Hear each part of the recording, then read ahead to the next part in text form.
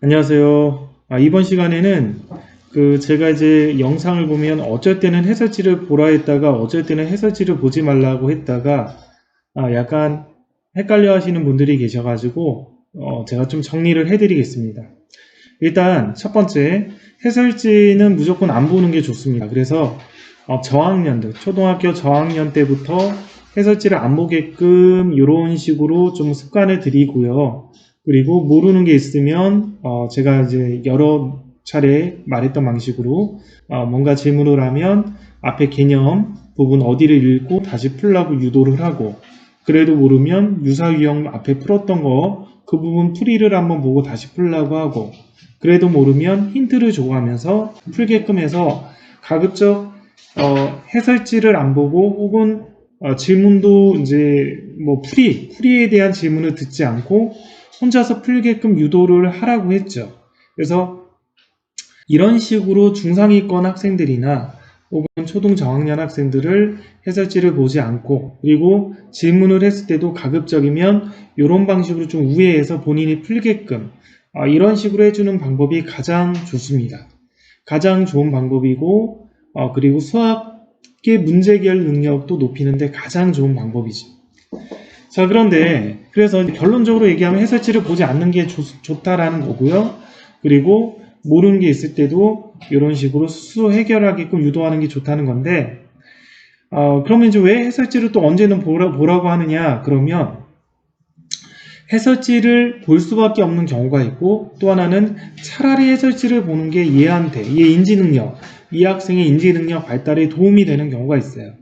그래서 제가 이런 경우는 차라리 해설지를 보게 해라 라고 말하는 경우인데, 먼저 첫 번째, 해설지를 볼 수밖에 없는 경우는 이제 어떤 경우냐, 고등학생이나 재수생들 같이 시간이 굉장히 없는데 공부를 많이 안 했다가 자기가 공부를 많이 해야 돼서 많이 하면서 많은 수학의 학습량들을 따라 붙어야 되는 경우는 현실적으로 그렇게 차근차근 해설지를 안 보고 뭔가 풀거나 뭔가 실력을 쌓을 만한 시간적 여유가 좀 없습니다.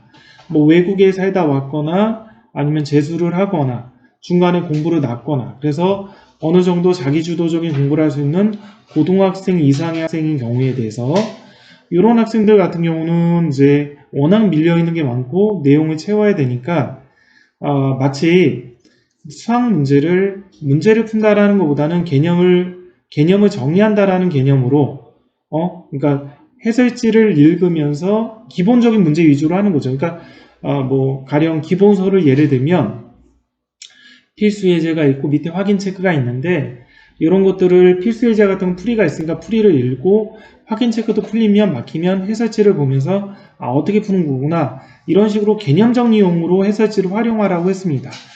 그렇게 활용을 해서 책들을 한 권, 두 권, 뭐 세 권, 이 정도 개념 정리용으로 해설지를 보면서 같이 정리를 해나가면 얘네들이 한 3등급 정도 위치까지 올라가는 시점이 있어요.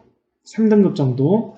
그래서 이제 3등급 정도 위치까지 올라가면 그때부터는 해설지 보는 거를 이제 멈추고, 왜 또 해설지를 볼 수밖에 없냐면 뭐 재수생이라든지 고등학생들 같은 경우는 학원을 다녀도 원활하게 모르는 거를 질문하기가 힘들 거예요.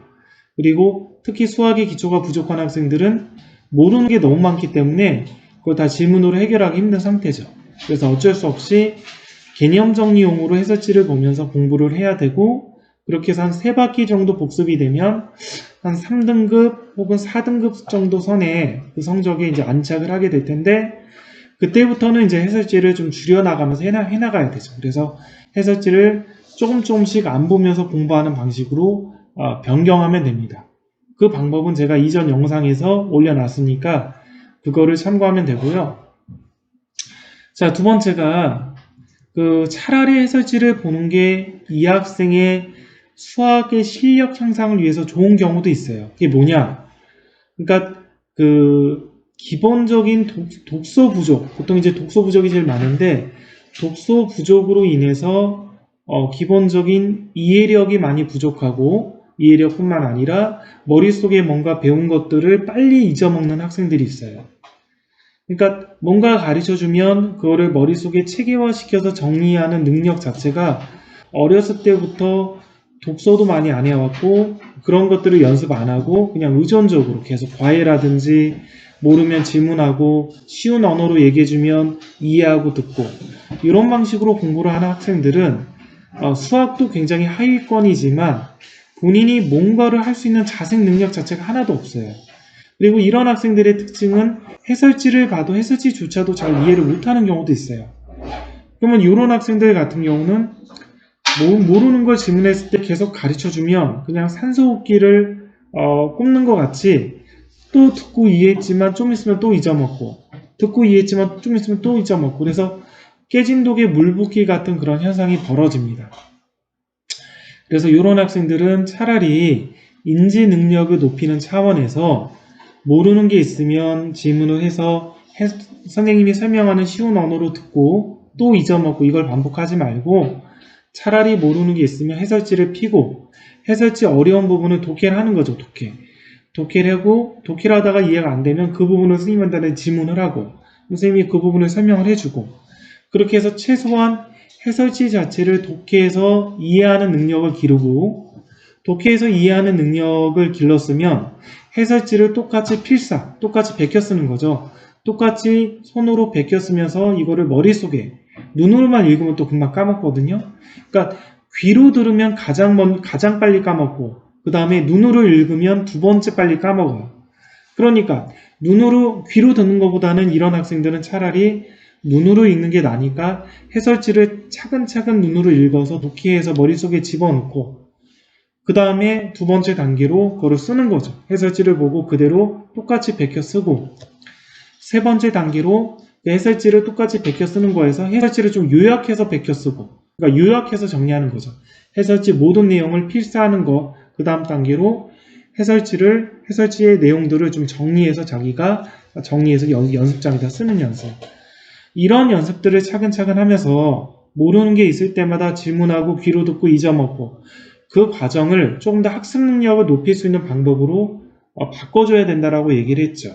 그래서 그렇게 수학 실력도 많이 부족하고 그리고 매번 의존하고 과외로도 잘 해결이 안 되는 학생들은 이렇게 해설지 독해, 해설지 필사, 그래서 해설지 요약 정리 이런 방식으로라도 공부를 하는데 해설지를 활용하라고 했습니다.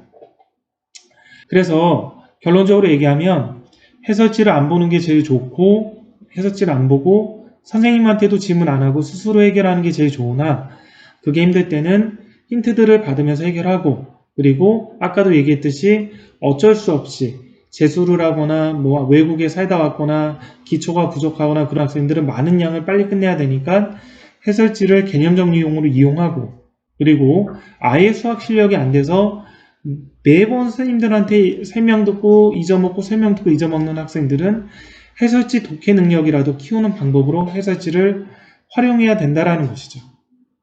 여기까지 하겠습니다.